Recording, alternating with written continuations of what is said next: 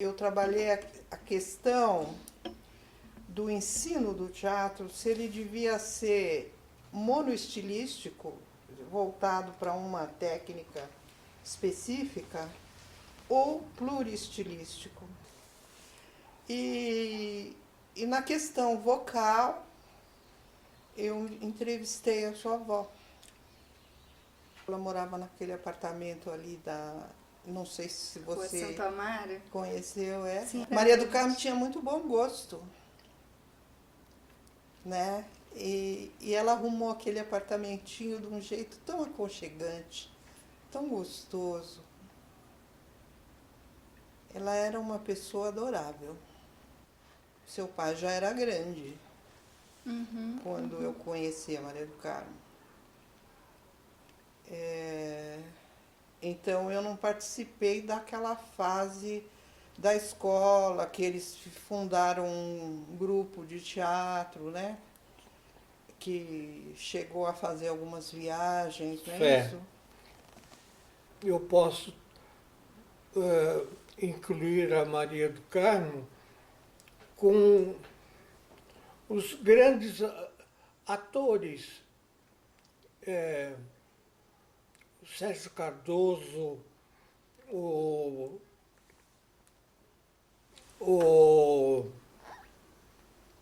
Paulo Outram, O Raul. Como? Raul. O Raul Cortez, não é? Tinha uma voz extraordinária. O Antônio Fagundes. Esses atores se sobressaíram não só pelo seu talento histriônico, mas também pelas suas qualidades físico-vocais, não é? Porque eles acabavam completando a imagem da personagem extraordinariamente. Esses intérpretes se tornaram as personagens nos fiambres da minha memória, que ainda tenho.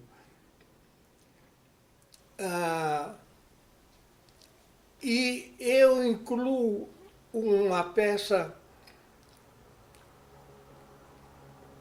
tão simples, tão ingênua, tão completamente ignorada pela imprensa na época, que foi a peça de estreia do Pequeno Teatro Popular, do Emílio Fontana, e ele dirigiu a Maria do Carmo, que estava provavelmente, eu não consigo me lembrar, terminando, mas eu ainda estava com o pé na Escola de Arte Dramática, como aluna. Ela fez a sua interpretação apoiada na sua voz. E dessa voz eu me lembro, como um fiapo. Mas eu me lembro que foi uma coisa muito boa. E me lembro que eu tive reverência por essa voz e por essa interpretação toda a minha vida. Desse fiambre luminoso que era a voz da Maria do Carmo, eu me lembro. Ela tinha uma voz privilegiada. Eu conheci a sua avó numa fase, na verdade, que ela estava retomando a carreira de atriz. E que ela fez, nós fomos assistir Perdoe-me por me traíres. Foi, acho que, a retomada dela como atriz. Como profissional de voz, ela tinha uma característica muito interessante, eu acho, para a época. Porque ela fez fonoaudiologia depois de ter tido uma experiência como atriz. Então, quando ela ia trabalhar com ator, ela tinha um enfoque muito diferente, entendeu? Não era alguém de fora tentando fazer algo para a pessoa. Ela procurava fazer com que o ator se descobrisse no exercício vocal, descobrisse a sua voz, descobrisse o seu jeito de trabalhar a coisa, entendeu?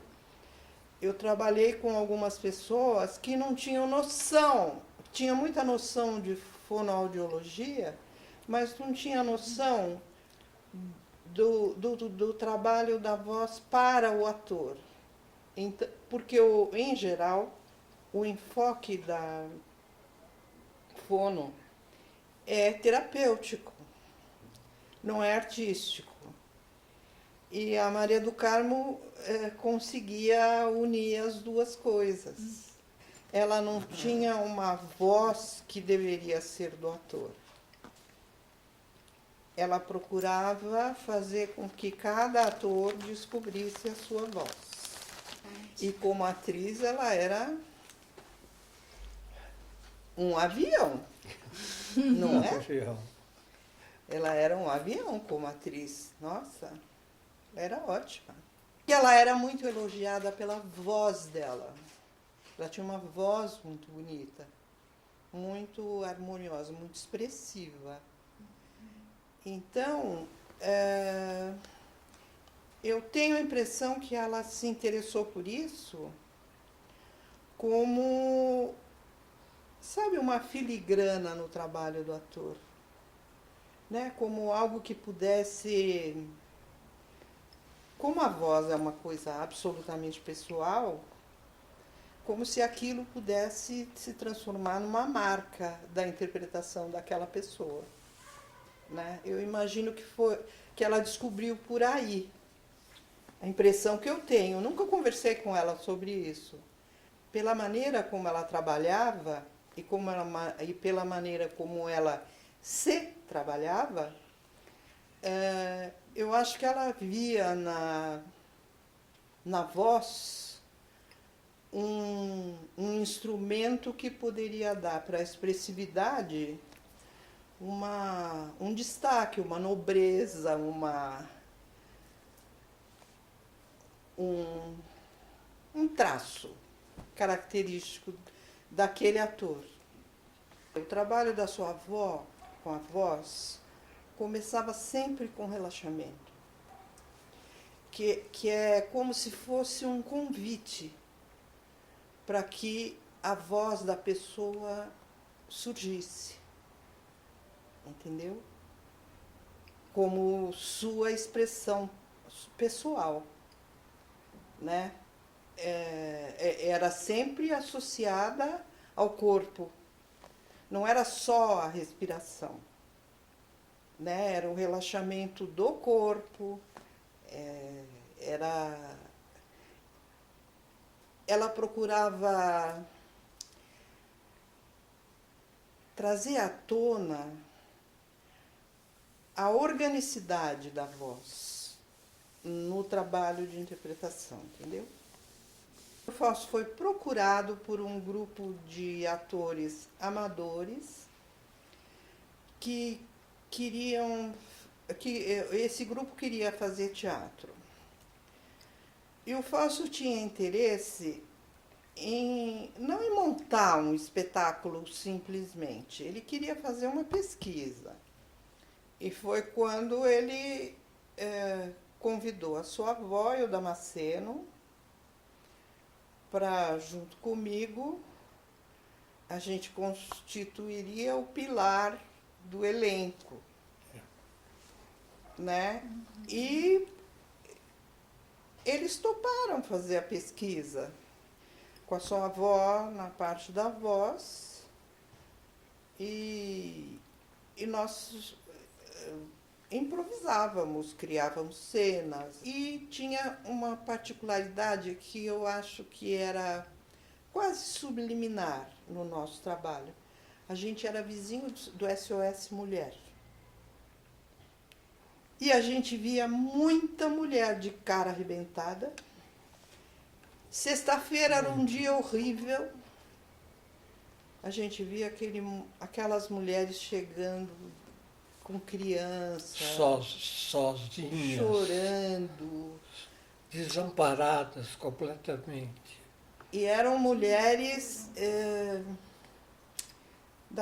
de várias classes sociais, não era só gente pobre, não. Foi um processo muito rico, mas muito sofrido, num certo sentido. O que tem quase que substituído a voz, já que elas não podem se fazer ouvir de verdade, é a transparência do olhar nos grandes closes da vida. Então, independentemente dos discursos lidos, a alma tem aparecido em sua mensagem mais forte que as palavras. A alma, a expressão do rosto. Eu tenho particular atenção para os rostos dos políticos ou fotos dos seus rostos, mais do que das palavras. É quando transparece o que eles são, apesar deles mesmos, né? Incluindo a morte.